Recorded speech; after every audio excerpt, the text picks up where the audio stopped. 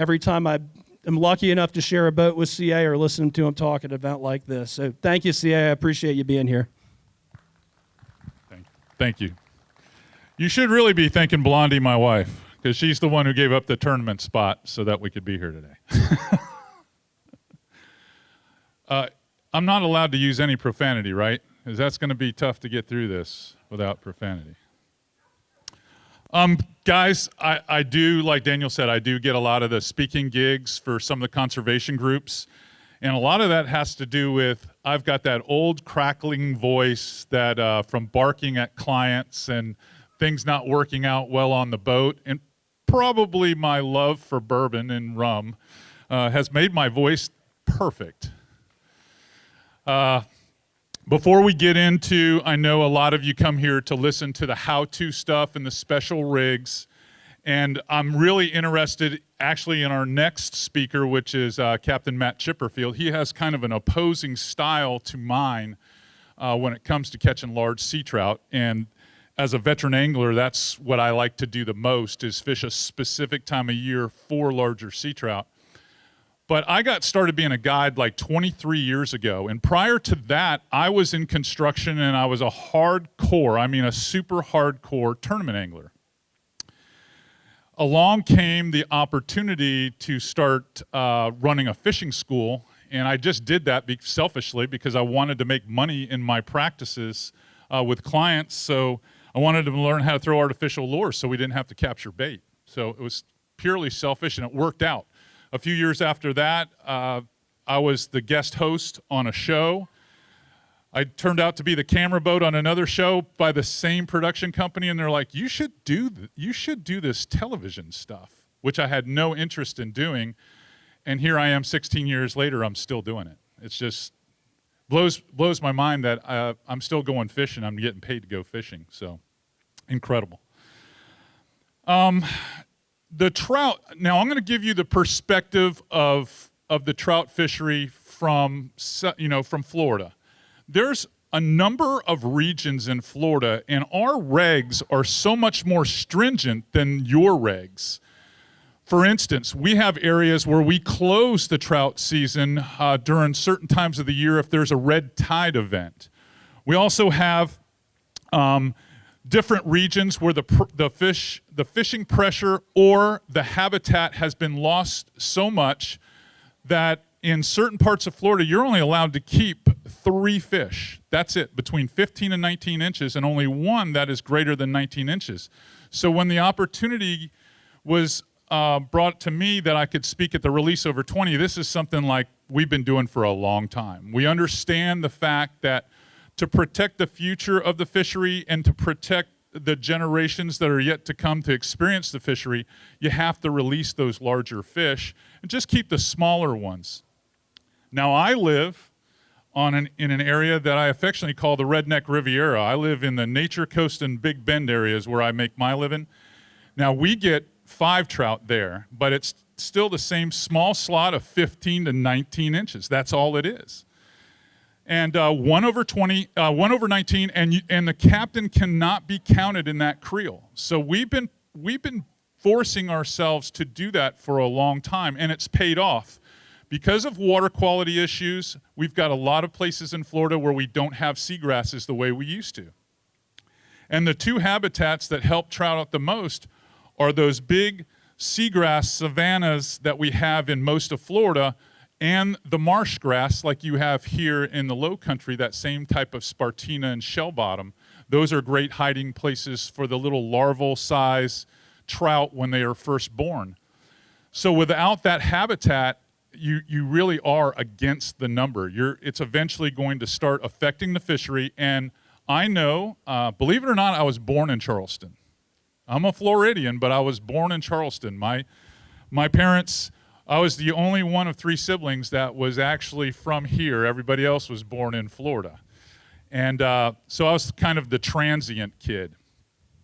But the fishery is just as pressured as some of the fisheries in Florida because you guys have had a population explosion. I'm sure you guys have noticed the traffic.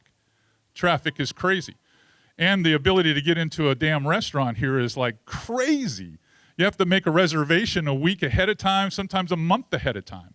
Well, Florida in 2011, from 2011 to 2021, they grew by 4 million citizens, full-time citizens, and they get 1,100 people a day moving to Florida. 1,100 per day.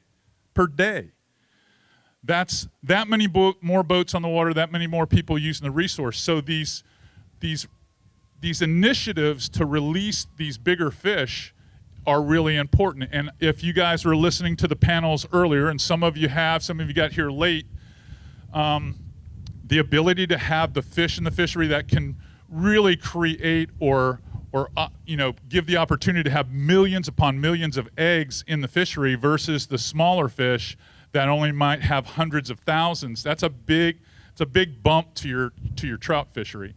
I went to dinner actually with Daniel and his wife Allison and his son Evan last night, and he was telling me about how the fish continually to be caught on the same flat.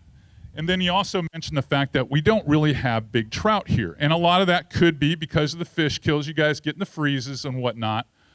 But there's always a spot where the big, and someone probably out here knows where that spot is. They move offshore, they move into the deepest part of the river. Because I can tell you, there are a lot of places in Texas and Florida where these fish live to 10 years old, 8 to 10 years old. And the fish can be as big as 40 inches. The record, the all-tackle record for speckled trout is held in Fort Pierce, Florida. It was 17 pounds, 7 ounces. Now wrap your head around how big a trout a 17-pound, 7-ounce fish would have to be. That's huge. That's like, I wouldn't even know it'd probably look like a small juvenile tarpon or something like that. It's crazy. All that being said, if the Florida coastline is so expansive and has so much diversity within the coastline and habitat, certain areas naturally produce bigger fish. The one that Captain Matt's going to talk about next, the first coast, what we call the Northeast coast, they have an incredible fishery there where they have a sweetwater influence at one end of the estuary and they have a super hypersalinity, the ocean at the other end of the estuary. It makes the perfect balance and you catch really big trout. But those areas down there where the all-tackle record was set, they've lost all their grass. They've lost their nursery. And that area there, not so good anymore. It's going to be hard to ever duplicate that fish once again. And then when you move further south, there's different predator fish down there that really take their toll, and birds that take their toll on the trout. And then when you come around the west coast where I am, then you're dealing with all kinds of super water quality issues like red tide, the dumping of Lake Okeechobee into the Pine Island Sound fishery, and it's hurt all those fish until you get back up there where I live. And from the Nature Coast through the Big Bend, big trout again. Now, they don't get quite as large as the East Coast trout, but I mean, for us to catch 6 and 7 pound fish, it happens fairly regularly. You can catch them. 6 and 7 pound speckled trout, it's unbelievable. Areas like Steenhatchee are very noted for that. But it's not like it used to be. And I hate using like the good old days, but the good old days are relative from your point of perspective of when you started fishing. So the guys with the white hair and the gray beards in the crowd, they remember how good fishing was 25, 30 years ago, where younger people think the fishing is good, but they don't quite understand or have a grasp on it of what the fishery could possibly have been if they would just realize what's going on.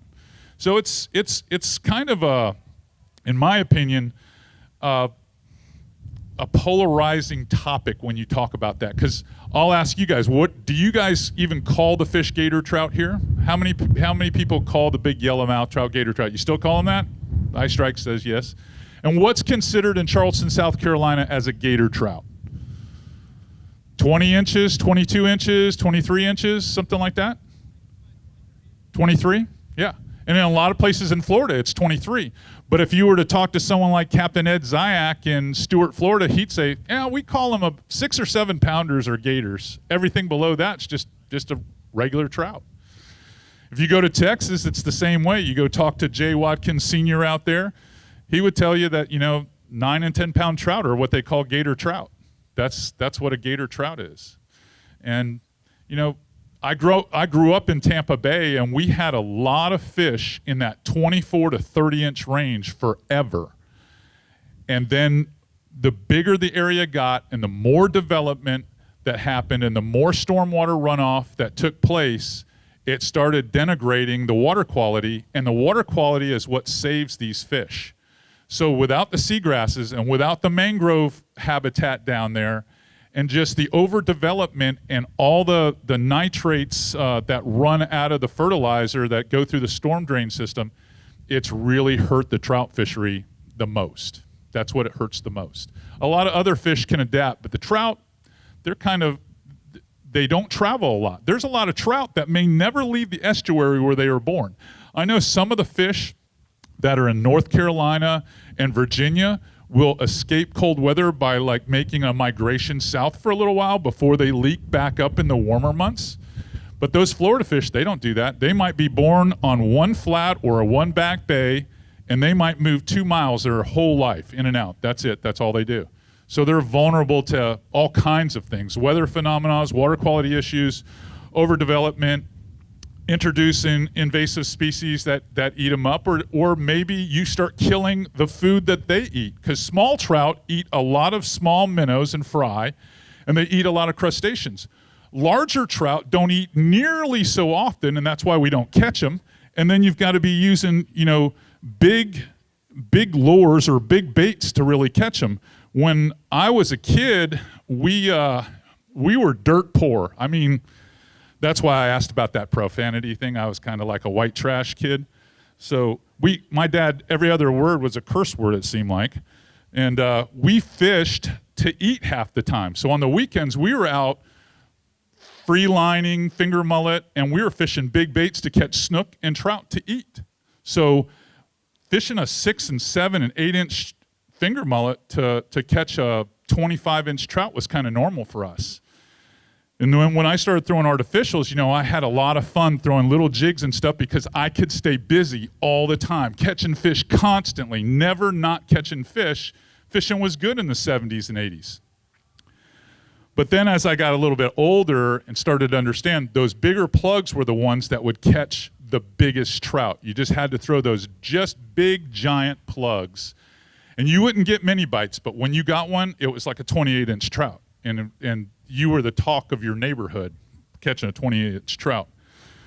But that's the kind of stuff you have to understand with the Release Over 20 initiative. The more we put the mature females back in the fishery, and you have an opportunity to make your fishery, greater in volume with the number of trout, the better chance you're going to have. Because for me, now I've narrowed my trout season down, and that's a lot because of the species diversity we had, and I had this conversation with Daniel last night and Joey today.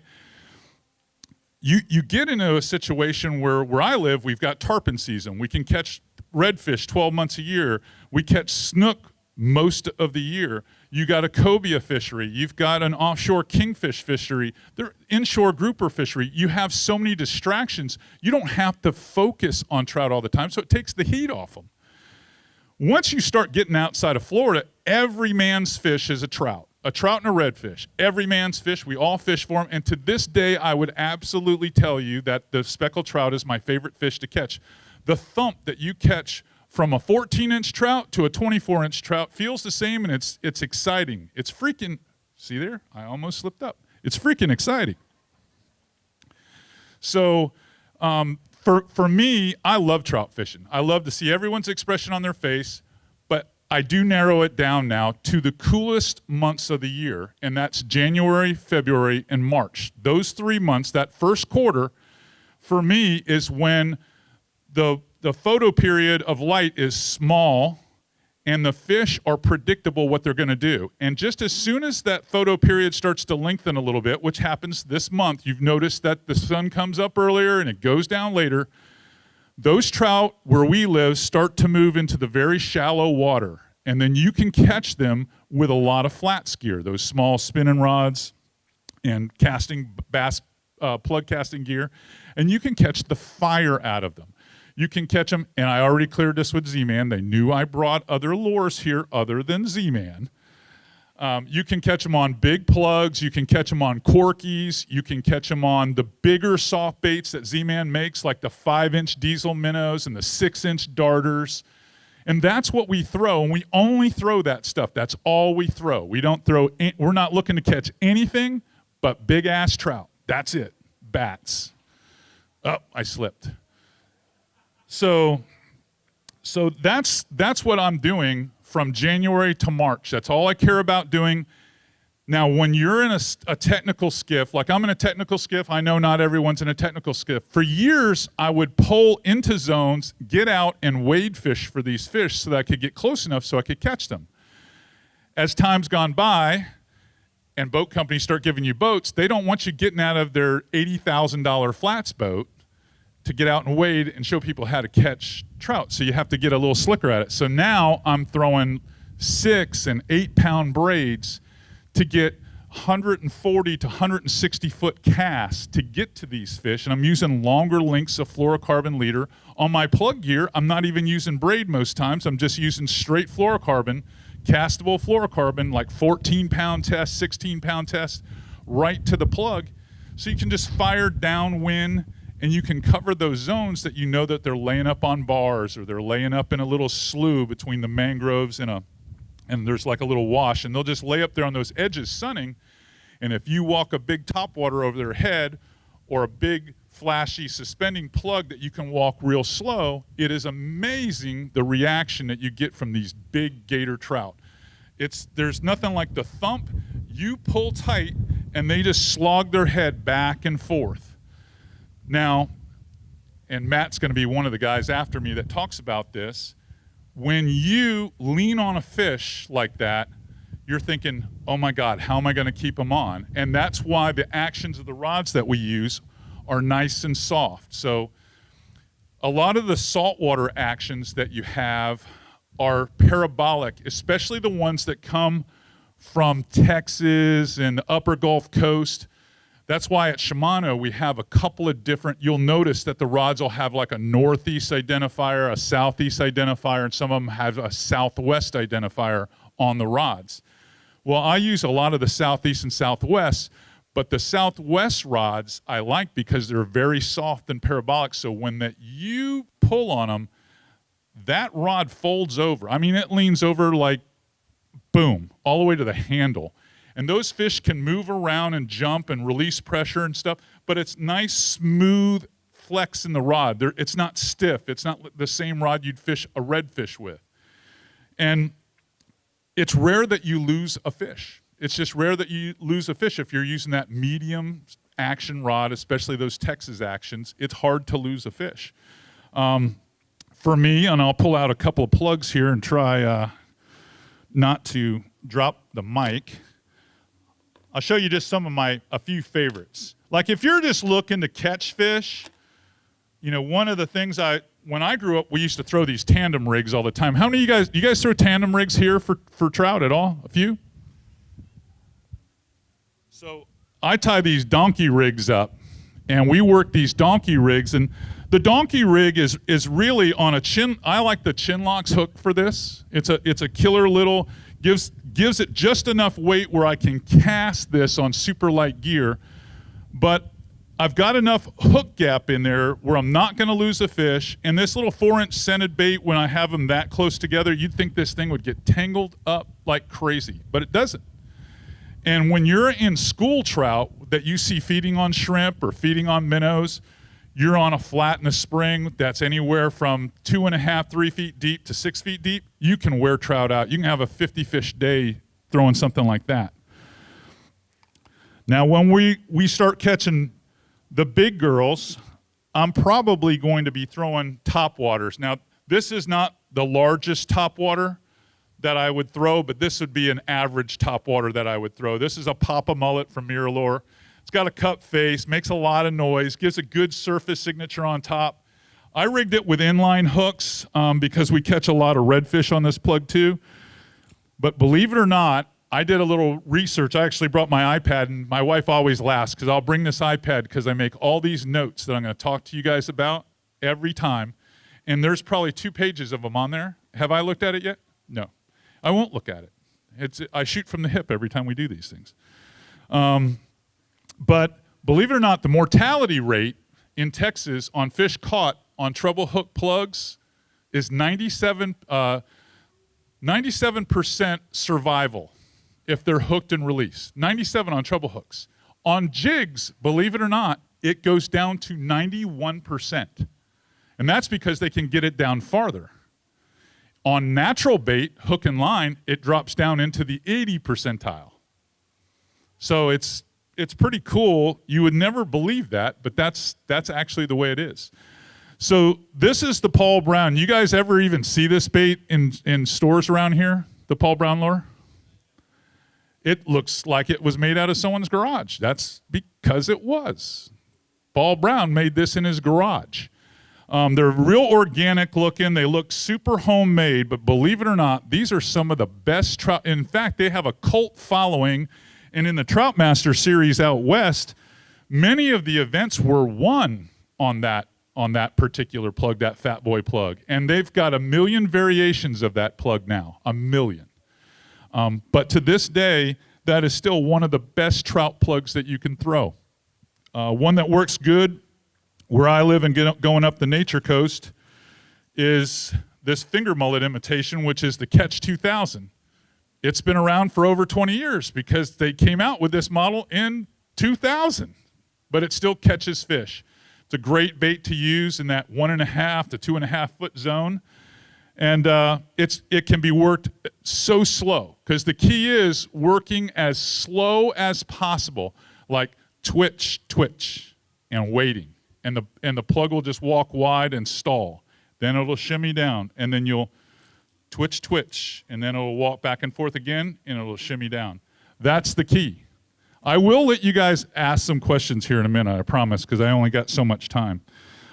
One that is good for Northeast Florida, and I don't know if Matt and Eddie Kabler probably go in different circles. I'm just saying that because I know Eddie Kabler, and I think he's in his own circle most days. But I love him. He's a great fisherman, though. The guy's an unbelievable fisherman. But this little L30 lip plug, which is a bait that runs, if you look at the packaging, it runs 3 to like 5 feet. It really runs 5 to 7 if you can cast it far enough, especially on thinner braids. So you can run this 5 or 7 feet down, and we caught 25, 26, 27-inch trout on this all day long in areas that I would say are industrial areas, rock jetties, rip-rap along docks for the naval base, some of the shipping docks. And you'd look at that bait and you're like, I just don't see it. But it's one of the best trout baits that we have on the east coast of Florida.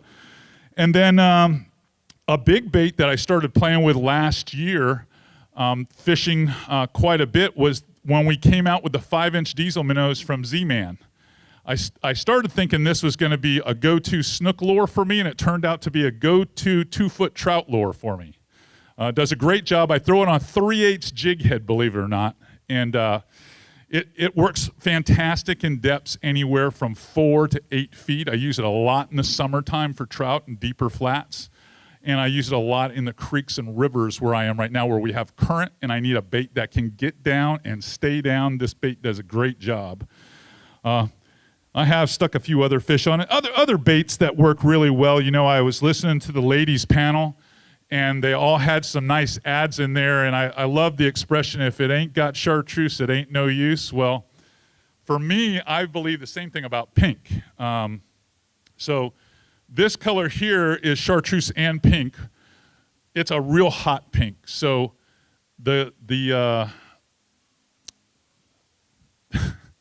most brands, this is where I'm going to get PC incorrect again. Most brands call this color like an electric chicken or chicken off a chain. I call this one Crazy Ex-Girlfriend, because once the trout see it, they can't get rid of it. Kind of like a crazy ex-girlfriend. So Crazy Ex-Girlfriend is just one of those colors in clear water, low light situations, has worked extremely well for us. It's one of probably the best colors.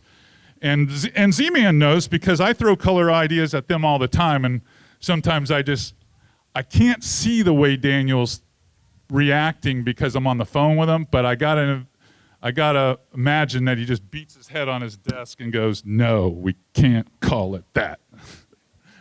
No. It's a great color. You can call it anything but that. All right.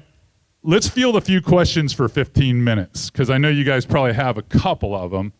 And then we'll try to get the microphone to you to see who wants to. And you ask questions about the fishery or, whatever. I can give you a couple of fun factoids like, why do you never catch big trout when you're catching 15 and 16-inch trout? Because they do not live in the same spot. They just don't. Do you know trout are cannibalistic? They eat their own. That's why there's so many baby trout lures. There's a lot of baby trout lures because big trout eat baby trout all the time, so you don't catch them there. A lot of the big trout actually move offshore during the summer months, and you just never even know they're there. And that's why I think sometimes people think, well, we don't have big trout. But you do have big trout somewhere. Some of them survive. They get past the freezes, and they get past the stringers and the coolers. They do. All right, questions. Raise your hand in that way she can. I was going to say, don't be shy, because when else are you ever going to get to ask C.A. Richardson a question again? All right, we got a question out there. And I'll repeat the question if you can't hear him. Thank you. Good afternoon, and I appreciate you saying all these really invaluable things about catching trout. I know I learned a lot from listening to you and watching Flat's class, so it's just an honor to ask a question, of course. Well, I appreciate that, and I've got a $100 bill for you later. Thanks, Stan Kablik, fishing fanatic. I'll give you my email address too. No, my question is this. I'm familiar with Louisiana and the success that the fishermen have there catching trout with croaker and croaker imitation. And I'm just curious, do you see that in Florida, in other areas as well, or is that just isolated to Louisiana? No. Croaker fishing's popular in the Panhandle and the Upper Gulf Coast.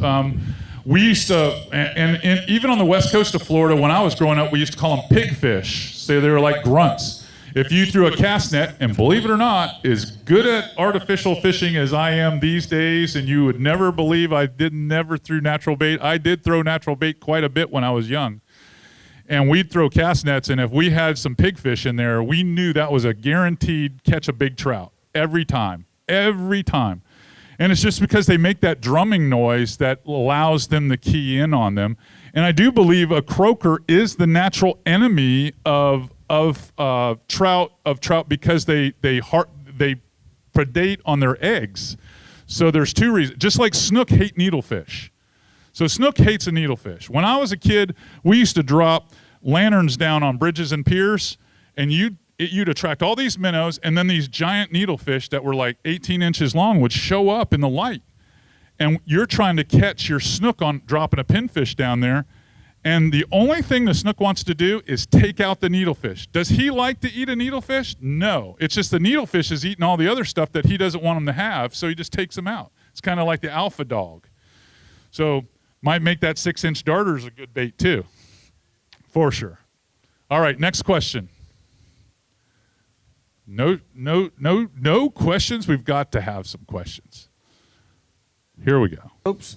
Comment on barbless hooks. We heard about how many times a fish can be caught, but what about the tissue? The membranes in a trout's mouth are pretty fragile. They are fragile. That's why that parabolic rod works really well. These lighter wire hooks that you see like on the Paul Brown lure are really a benefit because they make such a small hole. Lots of times when I'm catching trout, I don't even strike the fish. I just reel as tight as I can to manage that thin membrane in their mouth, because you how many times have you lost the best trout you've ever caught trying to hold the rod back here and trying to reach out and dip them here or grab them, and you lose them because that 1 second of slack line allows them to fall off the hook. Now, we mash the barbs down on a lot of products that we use just because we have no intent of keeping the fish. Like, I've been guiding all these years, and I can count probably the number of times on one hand that I've cleaned a fish for a client only because we foul hooked them. We hooked them in the eye, or they got it too deep. They didn't realize it because we were technically fishing and the fish was going to die anyway, so we cleaned the fish. But we don't ever clean them, and one of the best ways to do that is by mashing those barbs down. As long as you're always tight to the fish and connected to the fish, you're likely not going to lose the fish. It's not as big a deal. A lot of guys have a hard time with that. They think they're going to lose the fish. Just like with the inline hooks on the plugs, those inline hooks, you really don't lose that many bites because of inline hooks. It doesn't change the action of the bait. And in many cases, if you get that one trophy fish, even if it's something you didn't expect, a cobia or a bull redfish while you're trout fishing, and you stick them, and that thing starts to run up underneath a dock or something, you can stop them. I mean, you can thumb the spool and just pull them back, and you're going to stop them because you're not going to open up the treble hook. If he's going to run up into the Spartina, he's not going to get caught up with the plug on the outside of his head and it grab the grass and him pull off, or over an oyster bar. Those inline hooks are just a good idea. It's good for the mortality of the fish. My wife would tell you it's good for me because I probably run about 15 hooks a year through my hands, and it's a lot easier to pull one out than two or three sometimes. So yeah, it's a smart thing to do, and you're right, especially trout, because they're vulnerable just because of how delicate that they are. You know, I heard the girls talk a lot about wetting your hands to handle the fish and release the fish. All that stuff's super important. It's really important. The fish will still make it, but they have so much better chance if you just take a few measures. Because I can remember the days, and I was guilty of it too, we would just sling the fish over the side. We were catching so many, we were just slinging them over the side and they're bouncing in the boat. Because back when I was 25 years old, we thought we'd never run out of trout. We never thought we'd be in this situation. We just caught so many. I mean, I just thought catching 50 trout a day, 60 trout a day was normal. That was just a normal day. And now you go out and you have days when we would have red tide in Tampa Bay. There was one time I went 14 months in my estuary and never could catch a trout. And you don't realize, even though I don't fish trout avidly like a lot of people do, because I'm looking for snook and tarpon and things like that, when you don't catch trout for 14 months, you don't realize how much they connect the other fish together for you, and they make your day fun. Because, you know, in an average day when you're red fishing or you're snook fishing, you'll still catch a half a dozen trout. Those are a half a dozen more times the rod leans over, makes a noise, people get to catch a fish, they get to experience something. When you take that away, it sucks. It just sucks. Uh-oh. Flying bird. Here we go. The parabolics in the rod. Yeah, the parabolics in the rod. Do you have a budget-friendly parabolic rod that you recommend? Shimano makes a rod in the GLF series. It was made for the Gulf Coast. And that GLF rod is probably less than $90 if you buy the 7-foot medium fast model. You'll find that is a great trout rod. And if you want me to take it a step farther, I know Kelsey in marketing is here in the crowd, so I may as well make her happy. You can buy that little $99 Noski reel, which is NASCI. I never gave that thing much mind in the past, but we started using it. It's got a waterproof drag. It is, for the most part, bang for the buck.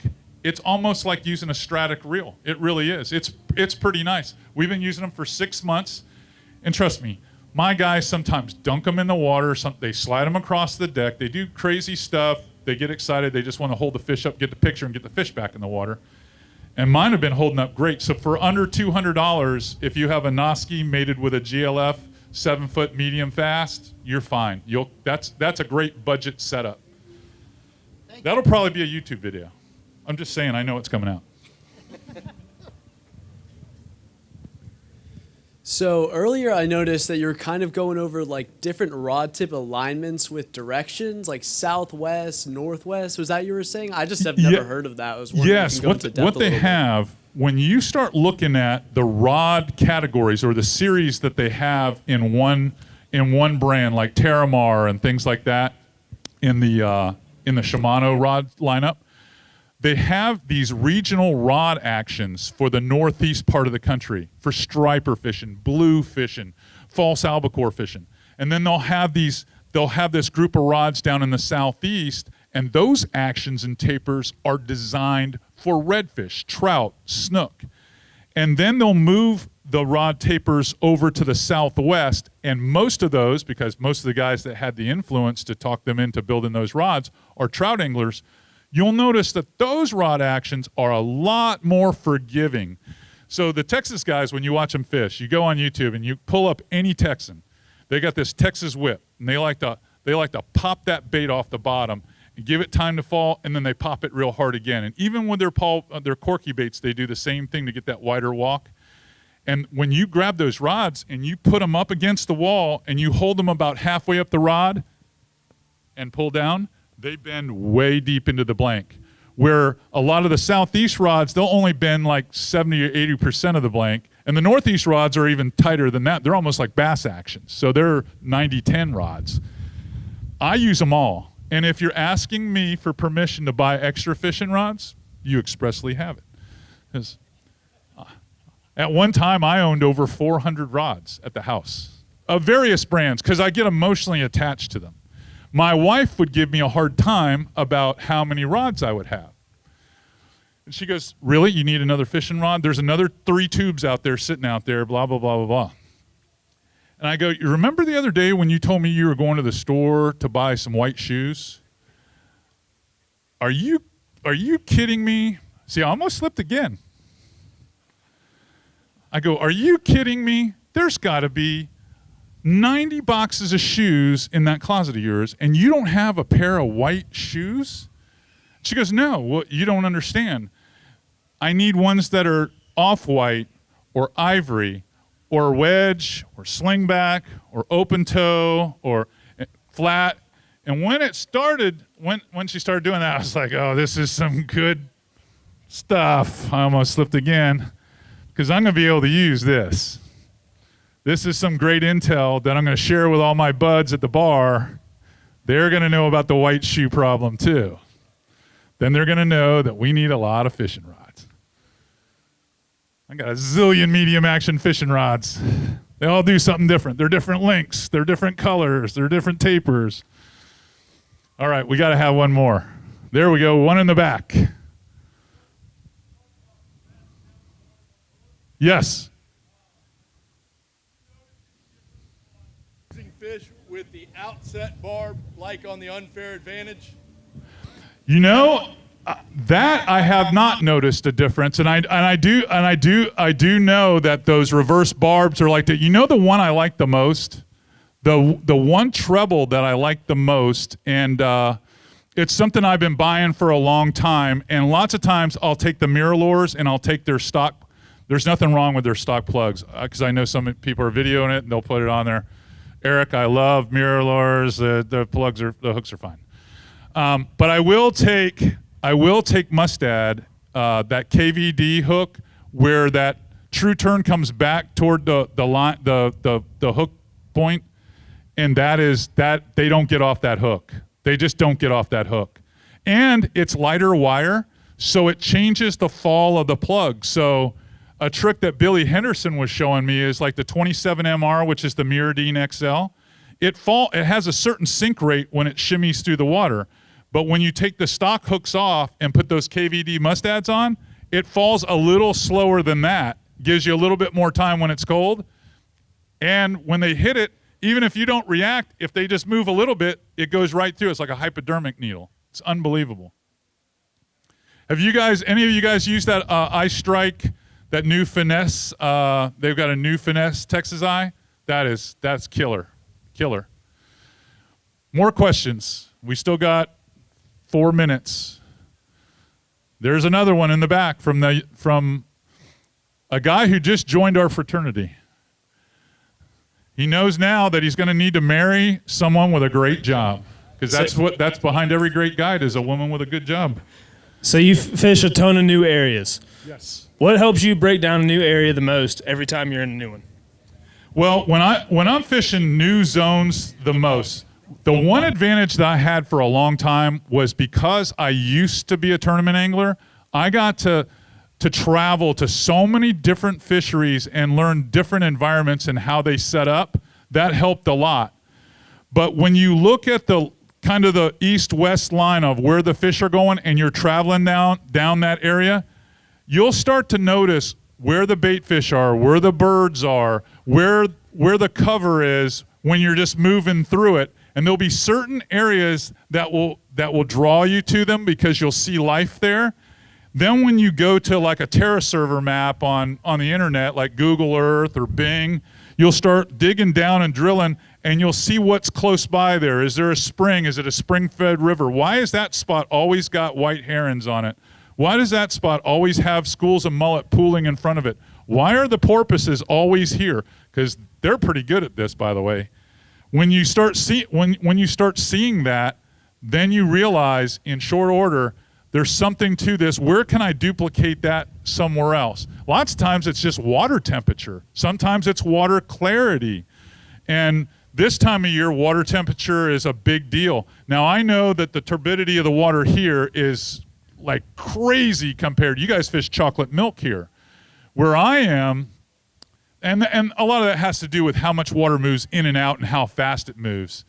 Where I am, we have those same, we don't have tides that great, but we'll have places where the wind will set up and clean the water out. It will blow water out of the grass marsh, and you'll notice that even though the water's kind of sandy a little bit 30 feet off the bank, all the water up to the bank is crystal clear because the wind direction has cleaned it up.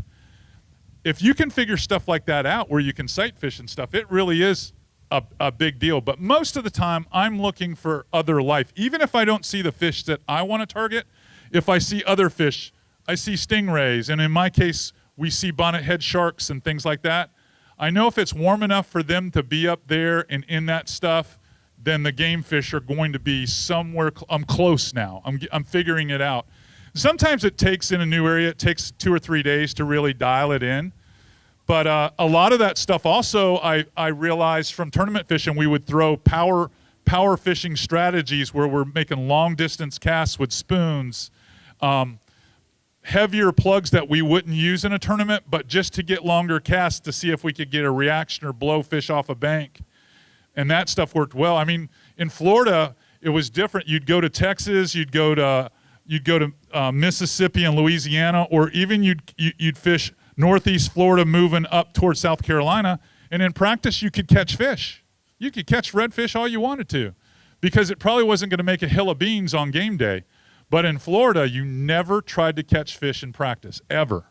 All we would do was take all the hooks off the baits or take a pair of clines and bite the hook off a spoon so it didn't have a point on it anymore, and we would fish with hookless baits just to see if they'd swim at them, grab them, but we would never want to hook them because you catch them there, boy, they learn quick. They got little sheepskins under their fins, man. Those fish there, they're heartbreakers there. I mean, there were a couple of Texans and a couple of guys from Louisiana that would come there from the tournament trail. They would need a psychologist by the time they left because they were not used to that kind of rejection. No way. Good question, though. Who else do we have? Any other questions? Don't want to know how I got the initial CA, nothing strange, nothing weird. Named after a hunting dog, and my dad liked All in the Family, so Archie was, okay. All right. All right. We're gonna have Matt Chipperfield up next. We have Slick Lure coming up to talk about their lure, Joey from Pure Flats. But before you leave the stage, we've got a gift for you. Oh boy. Is it bourbon? I'm kidding. Size matters. Well, put it on right now if I want. Size matters. That sounds like a lot of pressure. That's what it sounds like. I'm just saying. When we first started planning this event back in September, we were really thinking a lot about what we wanted that takeaway to be. And if there's one message we want you to leave here with, it's size matters. We thought that was memorable. Our friends at Vapor Apparel graciously donated these shirts. I actually already bought 2 of these, but I'm keeping this one because I need one for Sunday for church. Because we know a lot of guys have a small fish problem sometimes, so size does matter. All right, guys, I'm going to sit out here and listen to the next 2 speakers because I want to hear what they have to say. Thank you for your time. Thanks for coming out. Thanks for supporting Release Over 20. I'd like to thank the Firefly Distillery for putting on such a great show here today. The caterer left, but that was a great show that he put on for us all. And I appreciate Z-Man and the rest of the gang, iStrike and stuff, that talked me into coming up here, which not too hard to talk me into coming up here and eat great food and eating raw oysters. Thank you, everybody. Appreciate you.